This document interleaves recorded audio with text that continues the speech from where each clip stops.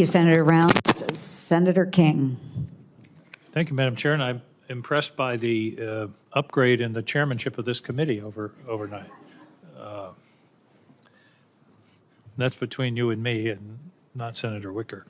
Mr. Obadol, one of the most difficult things is to transform the culture and the organization of a 200-year-old organization with a lot of inertia, if you will. And talk to me about how you plan to tackle that. It's more than just changing boxes on an organizational chart. We're talking about embedded culture. How do you make a change of the level that's necessary in order to ready the Army for the next conflict?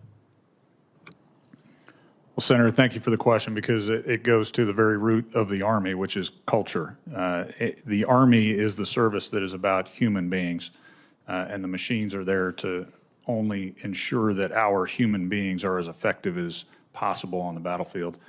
When it comes to senior and executive level leadership, I believe there's really two paths or two tracks that you have to put attention to simultaneously.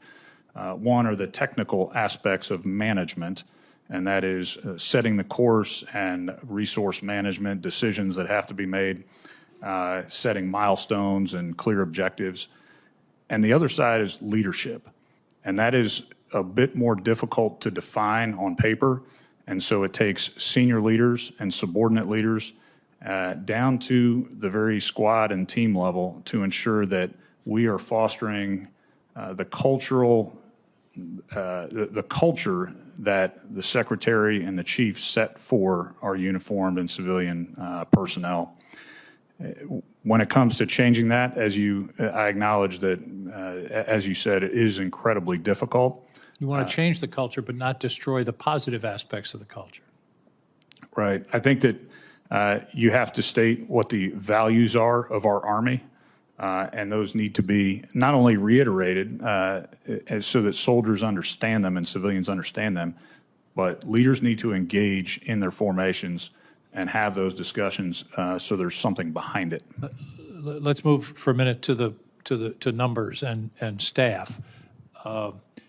Everyone in this committee is in favor of efficiency and spending our tax dollars as efficiently as possible, with avoiding unnecessary expenditures. What bothers me about the approach that's being taken in the Pentagon and frankly in some other agencies is that it starts with a number and then works backward. In other words, 8% reduction or 15% reduction. To me, that almost guarantees a result that won't be optimal. It should start with how are we doing and where are the positions that we can consolidate or eliminate, not working toward an arbitrary number. Do you see what I'm saying? I hope that you will resist in the Army a mandate to say you've got to reduce by 8%. That's almost by definition not a rational way to approach the problem of increasing efficiency. You do that by analyzing the organization and the personnel and the jobs and the demands and the future demands. Talk to me about whether you're willing to simply say, okay, boss, if it's 8%, we're going to reduce it 8%, even though that may end up undermining the capability of the Army. So, Senator, I believe that reduction drills or recapitalization drills, regardless of the number, are actually a healthy thing for an organization on a regular basis. I don't disagree. It's a question of whether you start with an analysis of the organization or you start with an arbitrary number that will mandate changes that may not be optimal. I believe that when you look at restructuring or recapitalizing, the first thing that should happen is you look at what are the requirements from the combatant commands on the service. Can we meet those combatant command requirements and do so in a timely manner? And I believe that's the foundation of what the Army should do. I agree. I appreciate that answer. Mr. O'Keefe, I'm running out of time, but we had a tragedy in Maine several years ago with a shooting, 18 people killed. It turned out the fellow had been a trainer exposed to blast overpressure. There was a lot of work done at the time.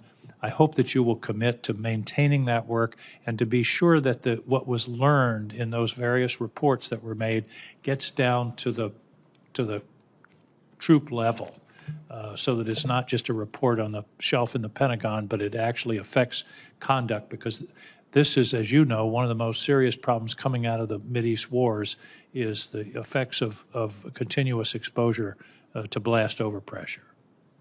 Yes, Senator, you absolutely have my commitment. We, as you know, we did quite a lot of work on this in last year's NDAA. A lot of that legislation will take effect over the next year or so. If confirmed, I look forward to implementing that legislation and working with this committee. We're learning more and more about this area every day, it seems, and it's affecting more people than perhaps we first thought. So, absolutely, you have my commitment that this is a priority. Well, you use the magic word, implementation. One of my mottos of life is implementation can be as important as vision. We can have a good bill coming out of here. If it's not implemented adequately, it's not going to save lives. So I accept your commitment and look forward to working with you on that. Thank you. Thank you, Mr. Chairman. Madam Chairman. Thank you, Senator King, and I appreciate